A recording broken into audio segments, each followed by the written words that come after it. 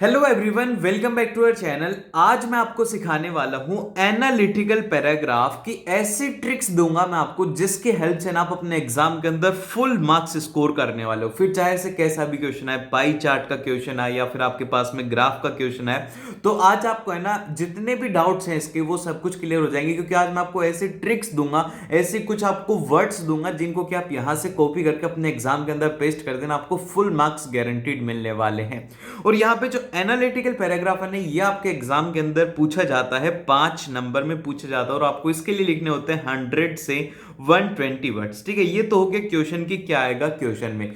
लेकिन आपको पता होना चाहिए कि एनालिटिकल पैराग्राफ होता क्या है। तो देखो क्या होता है कि कंपनीज होती है ना, तो उनका डिफरेंट डिफरेंट डेटा होता है। एक क्लास है, क्लास के अंदर भी स्टूडेंट्स का बहुत सारे स्टूडेंट है, उनका डेटा क्या है, उनके मार्क्स है। तो एक पाई चार्ट बना दिया जाएगा, इसके अंदर दे दिया जाएगा कि मैथ्स के अंदर एक स्टूडेंट के इतने मार्क्स है, साइंस के अंदर इतने हैं। इस तरीके से पूरा कोई भी डेटा होता है उसको इनके चार्ट की हेल्प से रिप्रेजेंट किया जाता है। अब इस चार्ट को हमें ना अपने वर्ड्स के अंदर एक्सप्लेन करना होता है। तो देखो, हम इसके बारे में बात करें उससे पहले हम बात करते हैं इसके फॉर्मेट की। तो इसके फॉर्मेट में जो सबसे फर्स्ट आता है वो आता है इंट्रोडक्शन। आपको इंट्रोडक्शन लिखना होगा। इंट्रोडक्शन को लिखने के लिए आपको सिर्फ और सिर्फ कितनी लाइनों की जरूरत है, 1 से 2 लाइन की जरूरत है। और इसमें आपको लिखना है कि क्या है और किस बारे में है पैराग्राफ की, मतलब कि पैराग्राफ में किसके बारे में। जैसे कि फॉर एग्जांपल कि कोई शूज कंपनी है, वो अपना पूरा पूरा मार्केट स्ट्रक्चर दिखा रहे हैं कि उनका कौन सा पेयर ऑफ शूज बिकता है, या फिर कोई भी ब्रांड्स है जो कि बता रहे हैं कि जैसे कि नाइकी के 10% मार्केट शेयर है और उसके साथ में प्यूमा का 15% शेयर है। तो इस तरीके से जो शेयर होते हैं उनको बताया जाता है। तो बेसिकली आपको इंट्रो देना है कि ये किस बारे में आप लिख रहे हो। और फिर इसके बाद में जो नेक्स्ट है वो है आपको बॉडी लिखनी है। बॉडी 5 से 6 लाइनों की होनी चाहिए। इसमें आप 2 पैराग्राफ में स्प्लिट कर सकते हो। अब आपको इसमें क्या क्या लिखना है, जैसे कि क्या डेटा गिवन है, क्या है और किसका डेटा है, मतलब कि क्या डेटा आपको दिया हुआ है, कितना डेटा दिया हुआ है, वो सब कुछ आपको इसमें लिखना है। और इसके साथ में आपको इसमें इंक्लूड करना होगा कि हाईएस्ट डेटा किसका है, लोवेस्ट डेटा किसका है। और लास्ट के अंदर एग्जाम के अंदर एग्जामिनर जरूर से लिख के देगा कि कंपैरिजन करो उस डेटा का। तो आपको कंपैरिजन भी करना है। तो ये आ जाएगा आपके बॉडी में। और फिर लास्ट के अंदर जो रहेगा वो रहेगा हमारा कंक्लूजन वाला पार्ट, जिसको कि आपको 1 से 2 लाइनों में कंक्लूड करना। ये हो गया आपका फॉर्म। बड़ा ही सिंपल सा फॉर्मेट है। इंट्रोडक्शन हो गया, बॉडी हो गया, फिर उसके बाद में लास्ट में कंक्लूजन हो गया। अब हम देखते हैं कि हमें लिखना किस तरीके से है, हम किस तरीके से लिखें कि हमें ना फुल मार्क्स मिले। तो देखो, ध्यान से सुनना मेरी बात। ये जो पॉइंट्स है ना, इन पॉइंट्स का ना आप अपने दिमाग में अभी फिट कर लो। एक भी पॉइंट आपका गलत नहीं होना चाहिए। तो सबसे फर्स्ट अगर हम बात करें कि हमारा जो इंट्रोडक्शन है वो हम किस तरीके से लिखेंगे, तो यहां पे मैंने लिखा है कि आपको क्वेश्चन में क्या दिया है वो आपको लिखना है। क्वेश्चन से कॉपी करना है और यहां पे पेस्ट करना है, लेकिन थोड़ा सा स्मार्ट वे। अब जैसे कि क्या क्या ओपनिंग लाइन हो सकती है आपकी। ओपनिंग लाइन ये हो सकती है कि द पाई चार्ट और the graph given about describes, कि वो किसके बारे में डिस्क्राइब कर रहा है, अबाउट शू कंपनी या फिर अबाउट प्रोडक्ट। तो जिसके बारे में भी डिस्क्राइब कर रहा है वो लिखना है। या फिर अगर टेबल की फॉर्म में डेटा दिया हुआ है तो आप ये लिख सकते हो कि द टेबल सजेस्ट। और अगर लाइन ग्राफ की फॉर्म में है तो द लाइन ग्राफ शोस। ये तो हो गया बेसिक। क्या है ये, तो नूब हो गए। क्या हो गए, ये हो गए नूब। ठीक है, नूब लिखते हैं इनको। इसमें ना अच्छा नहीं लगेगा, लेकिन अगर टीचर को इंप्रेस करना है ना, तो एक लाइन ये रट जाओ, ये वाली वोकैब वो ये है कि आपको लिखना है कि the given pie charts illustrate. Illustrate मतलब तो वही है कि the given pie chart shows, लेकिन आपका यहां पर जो कीवर्ड है ना, ये वाला इलस्ट्रेट, ये एक अलग ही इंपैक्ट डालेगा। और इसको अंडरलाइन और कर देना तो मजा आ जाएगा फिर। तो ऐसा ये वाला वर्ड आपको एज इट इज यहां से ये वाली लाइन को कॉपी करना और स्टार्टिंग में ये लिख देना कि the given pie chart, the given graph illustrates that. और फिर उसके बाद में जो भी हमें क्वेश्चन में गिवन है वो हम उसमें लिख देंगे। देन फिर इसके बाद में जो हमारी बॉडी है, अब इसमें हमें क्या करना होगा, बॉडी में हमें डिस्क्राइब करनी होगी क्वांटिटीज को। अब क्वांटिटीज को हम किस तरीके से डिस्क्राइब करेंगे, इसको हम लोग डिस्क्राइब करेंगे जैसे कि आपको डेटा गिवन होगा कि 33% ऑफ ये इतना रहेगा। फिर उसके बाद में कोई भी अलग अलग डेटा है ना, तो आपको स्टार्टिंग करनी है कि 33% of its data is on that thing, और फिर उसके अलावा जितना भी है वो हम लिखेंगे। और इसमें आपको जो नेक्स्ट चीज इंक्लूड करनी है वो करनी है हाईएस्ट और उसके लोवेस्ट की, सबसे ज्यादा हाईएस्ट किसका है, सबसे ज्यादा लोवेस्ट किसका है, ये आपको इसमें इंक्लूड करना है। फिर इसके बाद में आप ये भी लिख सकते हो कि very close to 6%, almost equal to, और उसके साथ में 1/3 भी लिख सकते हो कि 1/3 of its market is captured by this brand. तो इस तरीके से आप ना 1/3 जो है इसको आप 33% होता है, इसको हम लोग 1/3 लिखते हैं। तो 33% की जगह पर आप 1/3 लिखोगे तो ये थोड़ा ज्यादा अट्रैक्टिव लगता है। फिर इसके बाद में लास्ट में आप लिख सकते हो रफली या फिर अप्रोक्सीमेटली, कोई भी अगर डेटा है जो कि आपको नहीं पता तो आप रफली एस्टिमेट या फिर अप्रोक्सीमेटली एस्टिमेट करके उस डेटा को बता सकते हो। और फिर इसके बाद में नेक्स्ट आता है, ये सिर्फ और सिर्फ डिस्क्राइबिंग द ट्रेंड्स, ये है ग्राफ के लिए, ठीक है, ग्राफ के लिए हम इसे यूज में लेंगे। तो इसमें क्या है, देखो इसमें यहां पे हम लोग क्या करते हैं कि इसमें हम यूज करते हैं फ्रेजेस को और वर्ड्स को, जैसे कि यहां पे हम कौन से वर्ड्स को यूज में लेंगे, a pattern of a growth, एक कोई भी एक ग्राफ रहेगा उसके अंदर जैसे कि डिक्लाइनिंग होगा या फिर अपर कर्व होगा, एक्सपोनेंशियल होगा, तो आपको ये लिखना है कि a pattern of a growth, या फिर रैपिडली डबल हो गया, स्काई रॉकेट हो गया, और स्ट्राइकिंग इंक्रीज हो गया, पीक्ड या फिर सोअरिंग रेट हो गया, डिक्लाइनिंग हो गया। तो इस तरीके से आप ये जो कीवर्ड्स है ना इनको आप याद रखो। जैसे कि आप तो एक याद रखो कि रैपिड डबल हो गया, स्काई रॉकेट, जैसे कि आप लिखना चाह रहे हो कि the growth of company in last 5 year is sky rocket, आप ये भी लिख सकते हो कि the growth of company in last 5 year is increase. लेकिन ये स्काई रॉकेट जो वर्ड है ये आपके आंसर के अंदर वो इंपैक्ट और ये वजन डालेगा कि टीचर मजबूर हो जाएगा कि यार इस बच्चे को तो पूरे नंबर देने ही है। देन फिर इसके बाद में जो नेक्स्ट है हमारा वो आता है क्या, कंपैरिजन में क्या लिखेंगे, कंपैरिजन के लिए क्या क्या कीवर्ड्स रहेंगे। तो हम अगर बात करें कंपैरिजन की कीवर्ड की, तो कंपैरिजन में आपको लिखना होगा सिमिलरली, या फिर आप लिख सकते हैं कि in comparison to, while, in contrast with, और इसके साथ में व्हेन इट कम्स टू। अब जैसे कि आपको कोई भी दो डेटा को कंपेयर करना है कि brand A as compare to brand B having this brand value in a market, या फिर this brand size in market, तो ये आपको वहां पे इंक्लूड करना है कंपैरिजन करते टाइम। और फिर लास्ट के अंदर आपका सबसे इंपॉर्टेंट पार्ट है वो है कंक्लूजन, आप किस तरीके से कंक्लूजन करते हैं। तो इसके लिए आप डिफरेंट कीवर्ड्स का यूज में ले सकते हैं, जैसे कि ओवरऑल आप यूज में ले सकते हैं, इन अ नटशेल आप इसमें यूज कर सकते हैं, या फिर for the chart given, in short, या फिर स्ट्राइकिंग चेंजेस इंक्लूडिंग देयरफॉर। ये जो कीवर्ड्स हैं आप इनसे स्टार्ट कर सकते हैं। जैसे कंक्लूड करने वाले हो तो आप लिख सकते हो कि overall the graph conclude that, ठीक है, इस तरीके से आप लिखोगे। और अभी हम जब इसका एग्जाम्पल करेंगे ना तो इससे आपको और भी ज्यादा अच्छे से समझ में आएगा, ठीक है। तो अब हम लोग देखते हैं कि यहाँ पे हमें क्वेश्चन गिवन है, क्वेश्चन हम लोग पढ़ते हैं। यहाँ पे गिवन है कि the pie chart shows the portion of a people from the different house holds living in a poverty in UK 2002। ये आपको डेटा गिवन है कि जो यूके के लोग हैं उनमें डिफरेंट घर हैं, वो किस तरीके से गरीबी में जीते हैं। और फिर इसके बाद में यहाँ पे हमसे कहा गया कि write an analytical paragraph to describe the information in 100 and 120 words. अब आपको इसको डिस्क्राइब करना है तो कैसे करोगे।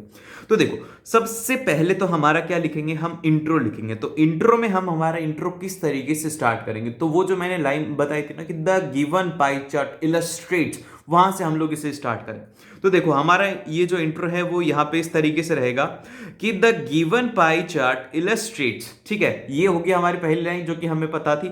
अब यहां पे इसमें किसके बारे में है, ये देखो यहां पे इसमें 7 डिफरेंट हाउस होल्ड्स है, तो वही हमने लिखा कि इट डिफरेंट, मतलब कि एक तरीके से illustrate 7 different categories of a house hold living in a poverty in UK 2002। अब ये कहां से लिखा भैया, ये तुम्हें क्वेश्चन में ही गिवन है। देखो ये वाली लाइन कि the shows the portion of a people from different household living in a poverty in UK in 2002। तो ये तो आपको क्वेश्चन में ही गिवन है, तो ये वाली line as it is copy करके पेस्ट कर सकते हो। लेकिन हमने इसमें थोड़ा सा मॉडिफाई क्या किया, हमने पैराग्राफ में देखा कि 7 डिफरेंट है तो हमने उसमें 7 डिफरेंट लिख दिया। इससे क्या हुआ कि हमारे आंसर के अंदर वजन बढ़ गया, हमारे आंसर का ऐसा लगेगा कि सच में इसको एनालाइज किया गया है, ठीक है।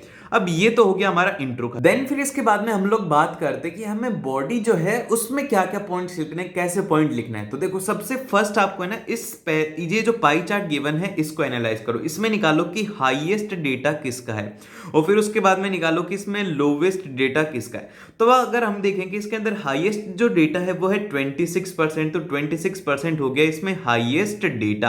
अब ये किसका है, ये यहाँ पर सोल पेरेंट का हो गया। और फिर इसके बाद में जो लोवेस्ट डेटा है वो है यहाँ पर 5%। अब ये किसका है, ये है यहाँ पर एस्ट कपल का। ठीक है, ये आपको डेटा पता होना चाहिए क्योंकि हम जो है ये दो पॉइंट्स को तो एक एक लाइन के अंदर पूरा लिखेंगे कि ये जो हाईएस्ट डेटा है वो किसका है और क्यों है। ठीक है, ये पॉइंट हो गया। फिर इसके बाद में लोवेस्ट है तो ऐसा क्यों है, ये दो पॉइंट अगर हम लिखेंगे तो हमारे दो पॉइंट यहां पे ही कवर हो जाएंगे। और फिर इसके बाद में हम बाकी जितने भी बचे हुए हैं इनमें कंपैरिजन करेंगे। तो अब हम किस तरीके से करेंगे वो देखते हैं। सबसे पहले तो इसकी स्टार्टिंग जो है वो काफी ज्यादा इंपॉर्टेंट है। स्टार्टिंग वाली लाइन यहां से कॉपी कर लो और एग्जाम के अंदर जाकर के पेस्ट कर देना। तो यहां पे ये होगा, आपकी स्टार्टिंग लाइन इस तरीके से होनी चाहिए, it is clearly seen from the pie chart that. आपने सिंपल सा लिखा है कि it is clearly seen from the pie chart that. तो ये होगी आपकी ओपनिंग लाइन। अब देखिए यहां पर एक डाउट आपको आना चाहिए, जो मैंने यहां पर लिख रखा है ना इंट्रोडक्शन, ये नहीं लिखना है। देखो इंट्रोडक्शन और बॉडी मत लिख देना, ये बस मैंने आपको समझाने के लिए लिखा है, ये एग्जाम में नहीं लिखना है।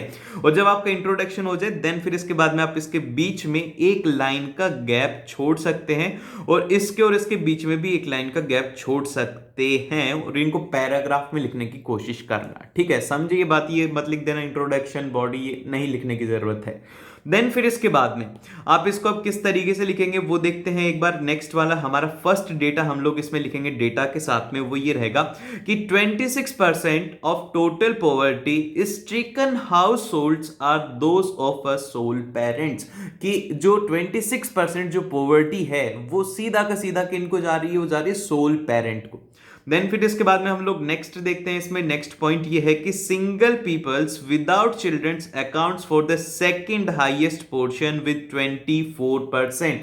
देन फिर इसके बाद में जो सिंगल पेरेंट्स हैं वो इसमें 24% यहां पे कंट्रीब्यूट कर रहे हैं। देन फिर इसके बाद में हम लोग करेंगे कंपैरिजन। हमने दो डेटा के बारे में लिख दिया है, देन फिर इसके बाद में हम लोग जाएंगे कंपैरिजन के ऊपर। आपको मैक्सिमम बस दो डेटा के बारे में लिखना होता है और फिर इसके बाद में आप दो डेटा को कंपेयर कर दो, आपका एनालिसिस कंप्लीट हो जाता है। तो अब हम इसमें लिख सकते हैं, इसका जो हम डेटा लिखेंगे इसका जो सबसे पहली लाइन है कि इन कॉन्ट्रास्ट। ठीक है, ये वाली लाइन जरूर से याद रख लेना। ये जो वर्ड्स है ना मैं आपके लिए मार्क कर रहा हूं, तो आप ये वर्ड्स को जरूर से याद रखना। तो हम यहां पर लिखेंगे कि in contrast to the couples without the childrens that accounts for just 9%। Then फिर इसके बाद में कि जो कपल्स हैं जिनके बच्चे नहीं हैं वो भी 9% अकाउंट करते हैं। फिर इसके बाद में couples with the children accounts for the 15% of poor house holds. कि अब देखिए आपने क्या किया, यहाँ पर बेसिकली जो दो डेटा हैं उनको कंपेयर किया है। तो आपको दो डेटा को कंपेयर करना है, सिंपल सा उनके बारे में एक एक पॉइंट लिखना है और आपको यहाँ पे कंप्लीट हो जाएगा। देन फिर इसके बाद में जो नेक्स्ट आता है ये है जो मिनिमम डेटा है वो हम लिख देंगे कि single aged persons and single aged couples portion for the 12% together for the poor house holds. जो सिंगल एज्ड पर्सन या फिर सिंगल एज्ड कपल्स हैं वो उनका जो है वो है 12% का है टोटल। ये हो गया। देखो इसमें ज्यादा कुछ भी नहीं किया, हमने सबसे पहले तो मैक्सिमम बता दिया, फिर उससे कम वाला बता दिया, फिर उसके बाद हमने दो डेटा को कंपेयर कर दिया, फिर लास्ट के अंदर हमने पूरा अच्छे से एनालिसिस कर दिया जिनका इक्वल डेटा था। और फिर लास्ट के अंदर हम लोग इसका कंक्लूजन निकालेंगे। तो कंक्लूजन में हम लोग इसकी स्टार्टिंग करेंगे कि overall 14% of the households in UAK were living under poverty। कि 14% से ज्यादा जो हाउस होल्ड्स हैं वो यूके में पॉवर्टी में रहते हैं। देन फिर इसके बाद में जो नेक्स्ट है वो ये है कि the younger generations had a greater poor percentage than the aged counterparts. अब जैसे कि ये तो आपके यहाँ पे एनालिसिस का है, वो जो डेटा था उसमें आप देख सकते हो कि सबसे कम जो है यहाँ पर एज्ड कपल्स हैं वो काफी उनका डेटा कम है और वहीं पर जो यंग कपल्स हैं उनका जो डेटा है वो ज्यादा है। तो ये आपको इसमें एनालिसिस से ही पता लगेगा, अगर नहीं लिखोगे तो भी कोई बात नहीं, लेकिन आपको ये लिखना चाहिए। देन फिर इसकी लास्ट वाली लाइन इस तरीके से रहेगी कि couples without the childrens had the better economic condition than those with childrens, की जो कपल्स है जिनके पास में बच्चे नहीं है, जिनके बच्चे नहीं है, उनकी इकोनॉमिक कंडीशन काफी ज्यादा अच्छी है। अब ऐसा क्यों है? ऐसा इसलिए है क्योंकि देखो बेसिकली जिनके बच्चे नहीं है उनको एजुकेशन फीस नहीं उठानी पड़ती, उनको बाकी के एक्सपेंसेस नहीं उठाने पड़ते, तो वहां पर जो है उनकी एक तरीके से आप बोल सकते हो कि उनकी इकोनॉमिक कंडीशन उस केस में बेहतर है। तो ये कैसे पता लगेगा? आपको ये पढ़ के पता लग जाएगा। और इसमें ज्यादा कुछ भी नहीं है, आप सिंपल से जो आपने फर्स्ट डेटा लिखा है ना उसी को ही थोड़ा सा मैनिपुलेट या फिर उसको ही थोड़े से वर्ड्स को चेंज करके आप इसको लिख सकते हो। इतना आसान था। देन फिर इसके बाद में हमारे पास में अगला क्वेश्चन आता है जो कि हमारा ग्राफ क्वेश्चन रहेगा। ग्राफ क्वेश्चन को थोड़ा सा ध्यान से देखना, इनके डेटा काफी ज्यादा इंपॉर्टेंट है, इसमें कुछ ऐसे वर्ड्स होंगे जो कि आपको अच्छे से याद रखने हैं। तो सबसे पहले हम क्वेश्चन को पढ़ते हैं। क्वेश्चन में कहा गया है कि the graph given shows estimated sales of a gold in Dubai in 2002 की आपको सेल्स गिवन है। तो इस डेटा के अंदर आपको सबसे फर्स्ट तो निकालना है कि इसमें पीक पॉइंट कौन सा है। तो हम अगर बात करें यहाँ पे पीक पॉइंट की, तो ये है पीक पॉइंट, ठीक है, ये तो हो गया इसका पीक पॉइंट। फिर इसके बाद में इसका लोवेस्ट पॉइंट कौन सा है, ये दो हो गए इसके लो पॉइंट, ठीक है, ये हो गए दो लो पॉइंट। और यहां पर इसकी स्टार्ट में क्या सेल थी, ठीक है, ये स्टार्टिंग के अंदर इसकी क्या सेल थी और ईयर के एंडिंग में इसकी क्या सेल थी, ठीक है। ये चार डेटा मैंने आपको बता दिए कि स्टार्टिंग में क्या थी, फिर उसके बाद में आप बताएंगे कि जो इस जनवरी की स्टार्टिंग के अंदर इनकी सेल्स थी 200 मिलियन दिरहम्स। फिर उसके बाद में मार्च में इनका पीक था जिसके अंदर इनकी सेल्स थी 350 मिलियन दिरहम्स। देन फिर इसके बाद में सीधी फॉल हुई जुलाई तक। जुलाई के अंदर इनकी सेल्स थी only and only 100 million dirhams, या फिर आप बोल सकते हो 120 अप्रोक्सीमेटली, ठीक है। यहां पे आप लिखना ये जो है ये लोवेस्ट डेटा के लिए आपके लिखेंगे कि अप्रोक्सीमेटली 120 मिलियन दिरहम्स। और फिर इसके बाद में इट बाउंस बैक इन अगस्त। फिर अगस्त के अंदर आप लिखेंगे कि इसकी सेल्स थी वो थी अप्रोक्सीमेटली रफली या फिर अराउंड आप लिख सकते हो 200 मिलियन दिरहम्स। फिर इसके बाद में डाउन गया, फिर इसके बाद में आप गया।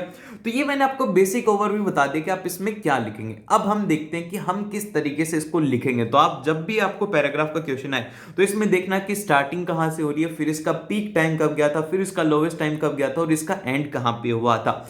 तो सबसे फर्स्ट इसका इंट्रोडक्शन कैसा होगा। तो इसका इंट्रोडक्शन में सिंपल सा हम लोग लिखेंगे कि the line graph depicts the estimated sales of gold in Dubai, ठीक है। ये तो हमें बेसिकली पहली लाइन है हमारी, ये हमने रट रखी है। और फिर इसके बाद में यहां पर लिखा हुआ है कि for a period of 12 months in 2002। तो ये आप कहां से लिखा भैया? तो ये तो भैया थोड़ा सा कॉमन सेंस था, थोड़ा सा दिमाग लगा लिया कि 12 महीने की हैं, 2002 का डेटा दिया हुआ है, तो आप ये लिख सकते हो कि 2002 के अंदर 12 महीने की सेल्स दी हुई हैं। फिर इसके बाद में यहां पर आता है कि इन मिलियंस ऑफ दिरहम्स। अब ये कहां से पता लगा है? ये देखो ये यहां पर गिवन है मिलियंस ऑफ दिरहम्स, तो ये यहां पर थोड़ा सा प्रेजेंस ऑफ माइंड से पता लगेगी ये बात, ठीक है। ये हो गया हमारा इंट्रोडक्शन, बहुत ही शानदार इंट्रोडक्शन हो गया।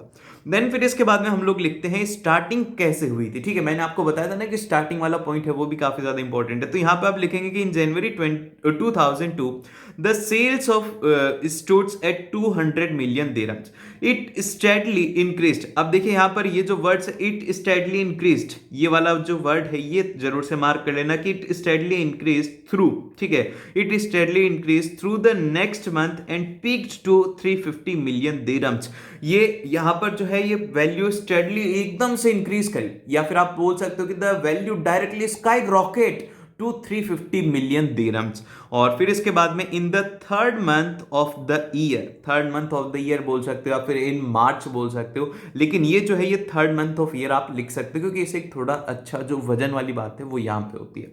और फिर इसके बाद में आप यहां पे लिखेंगे कि however the gold sales started to plummet over the next 3 months and it hits the 110 million dirhams in the month of July. तो यहां पे हमने लिखा है कि भैया हाँ, इसके बाद में क्या हुआ कि जो सेल्स है वो डाउन जाने लग गई, या फिर आप इसको लिख सकते हो कि प्लम्मेट हो गया। तो ये सब जो चीजें हैं ये वर्ड्स हैं, इन वर्ड्स को आपको याद रखना है। वो जो मैंने वर्ड्स बताए थे ना पीछे रिवर्स करके देखना, उन वर्ड्स को आपको याद रखना है।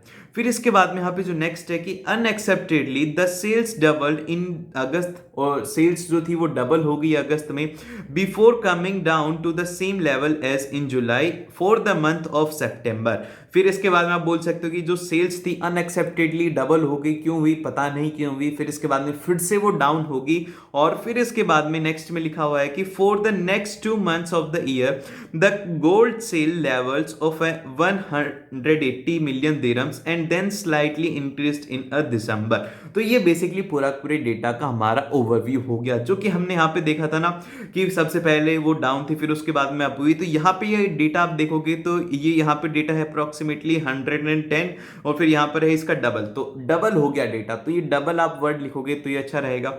और फिर इसके बाद में लास्ट में अगर हम इसका कंक्लूजन लिखेंगे तो हम कंक्लूजन इस तरीके से लिखेंगे कि overall the estimated gold sales fluctuates in 2002। हम बोल सकते हैं कि भैया पूरे साल भर के अंदर ये फ्लक्चुएट होता रहा, ऊपर नीचे होता रहा।